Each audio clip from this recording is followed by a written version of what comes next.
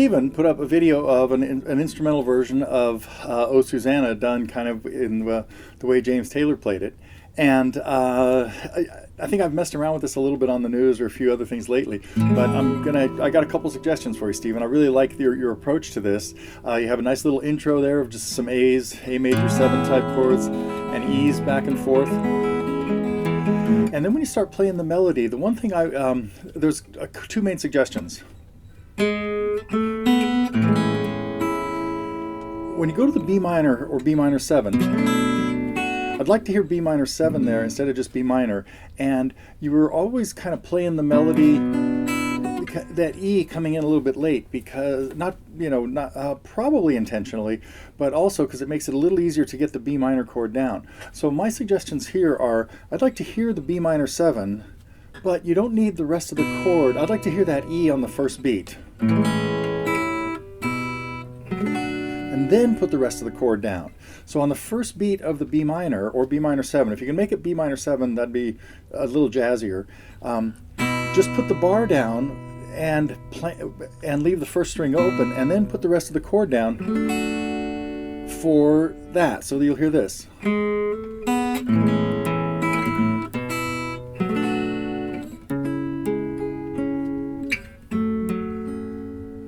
And the rest of the melody was coming out. So when we go to the C sharp minor, we can't make that C sharp minor 7 really, because we need the C sharp on the 3rd string as part of the melody.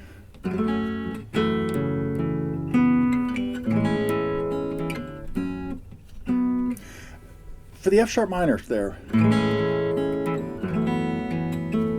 you could make it an F sharp minor 7 with just the F sharp in the bass and an E on the 4th string and an A on the 3rd string, because the melody note we want there on that first beat is B, and you were having to play it a little bit late too, something like, having to embellish the melody a little bit there. But you could just get those 3 notes, and then we need a B minor with the B in the bass, and that could just be played almost as an E7 sus4.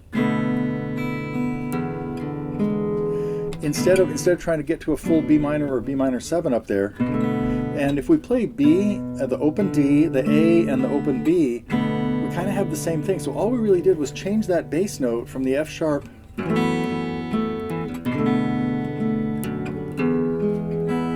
so something like that.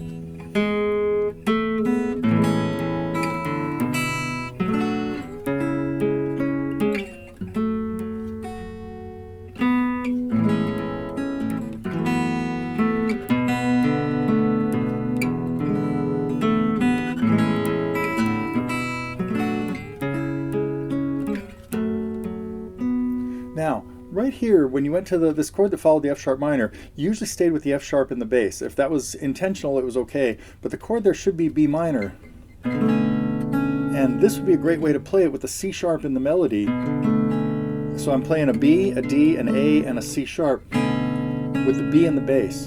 And then do our small E chord. When we get into the chorus, we kind of have a problem, because the melody note is D. And if we want to try to play a D major 7 with D in the melody, there's not a good way to do that. And so let me think about that. What you might do,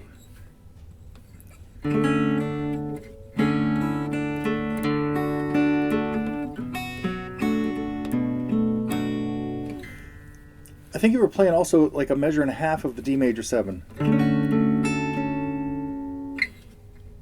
Still can't do it up there either. Not a good. I'm going to have to work on this a little bit more and see if I think we just have to sacrifice the D major 7. Now, what I would do when I have a D chord with the D in the melody, that's when I would usually go to the C shape. That's what we could do. Start with the D in the C family, and just bring in that C sharp as a little embellishment instead of just 2 Ds. And then for the F sharp in the melody, I would get to the B minor right there.